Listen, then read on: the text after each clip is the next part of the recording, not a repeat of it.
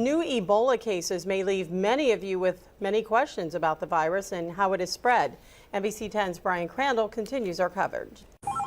So different. Getting Ebola answers. Doctors from the Rhode Island Health Department work the phones for a call 10 in our studios. That fluid is contagious. Fielding calls from the public and trying to give perspective on the deadly disease. It's always worth keeping your eyes open, but for most of us, it's not going to be a significant worry.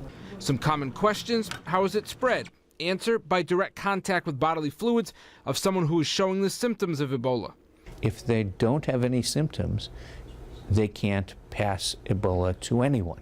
Also, treatment. Is there a vaccine? There are companies working on it. Questions, too, about the possibility of catching Ebola from someone who's been cured. The experts say only through sex for a few months after. And concerns about travel. If you haven't been in Liberia, Sierra Leone, or Guinea in the last 21 days, you have no risk of Ebola at all. But folks in the local West African community are concerned about people coming back. The head of the Liberian Community Association of Rhode Island is trying to raise money to get an apartment or home to temporarily house visitors who have just returned from the countries hit hard by Ebola.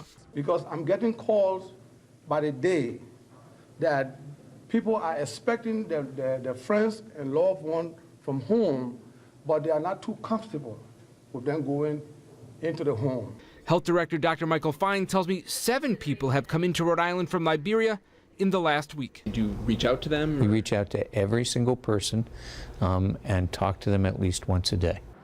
When the federal government is now providing state health officials with a list of names of everyone coming into the United States from those affected countries in West Africa. I'm Brian Crandall, NBC 10 News in Providence.